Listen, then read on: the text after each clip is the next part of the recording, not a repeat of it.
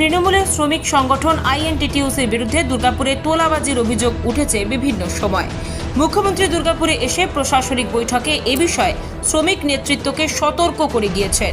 বৃহস্পতিবার নবান্নের সভাঘর থেকে ফের সরব হলেন তিনি। এদিন মমতা বন্দ্যোপাধ্যায় বলেন, জুলুম চলছে দুর্গাপুরে, কারখানায় চাঁদা তোলার। যারা যারা চাঁদা তুলছে তাদের হাতগুলো একটু বন্ধ করো। লোকাল পুলিশকে কড়া ব্যবস্থা নিতে হবে। পুলিশ নড়বড়ে হলে চলবে না। একই সঙ্গে এদিন মুখ্যমন্ত্রী দুর্গাপুর পুরসভার কাজ নিয়েও তীব্র কটাক্ষ করেছেন।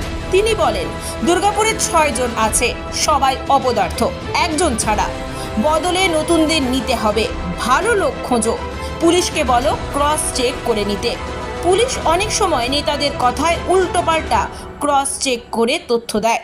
এসব চলবে না, সঠিক তথ্য চাই। দুর্গাপুরেও তাই হচ্ছে, সব জুলুম চলছে কারখানায় চাঁদা তোলার। এই যারা যারা চাঁদা তুলছে তাদের হাতগুলো একটুখানি বন্ধ করো না।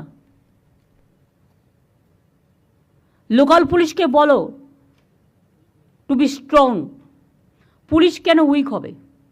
পুলিশ যদি উইক হয় তাহলে কিন্তু সামাজিক কাঠামোটা ভেঙে পড়ে।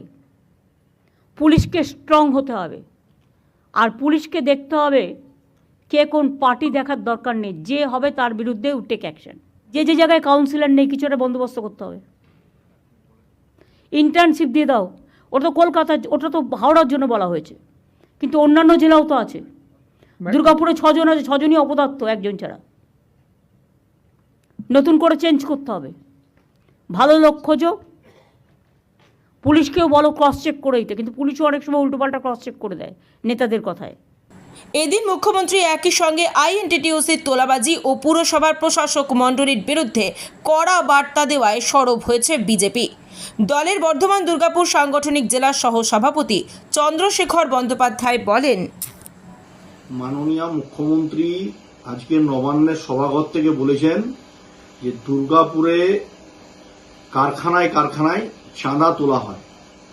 এটা শুধু আমরা বিরোধী দলের পক্ষ থেকে বলছি না, রাজ্য সভাপতি তৃণমূল ট্রেড ইউনিয়ন কংগ্রেসের তিনি ডিএসপি কারখানার গেটে সভা করতে এসে বলেছেন এখানকার তৃণমূল ট্রেড ইউনিয়ন কংগ্রেসের নেতারা কারখানায় শুধু তোলা নয়, শ্রমিকদের কাছ থেকেও প্রতি মাসে অর্থ সংগ্রহ করা হয়। তাদের শ্রমের কষ্টের অর্জিত অর্থ সেখান থেকে কেটে নেওয়া হয় এবং সেই নেতাদের বাড়িতে কারো কারো সুইমিং পুল, কারো কারো সেন্সার লাগানো দরজায়। এই সমস্ত নেতারা যদি আজকে প্রতিনিধি হয় তৃণমূল কংগ্রেসের, তাহলে মুখ্যমন্ত্রীকে অবশ্যই করে নবান্ন থেকে সরাসরি তাদেরকে থাপ্পড় মারতে হচ্ছে।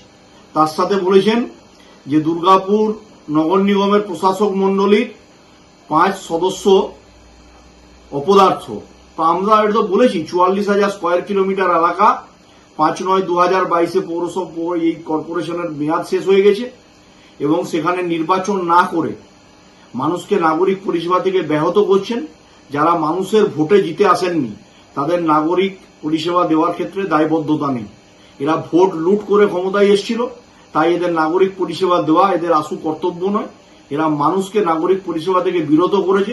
অবিলম্বে এই পুরসভায় নির্বাচন দরকার, মানুষের রায় নেওয়া দরকার, মানুষের রায় তৈরি হওয়া পুরো বোর্ড মানুষকে নাগরিক পরিষেবা দেবে।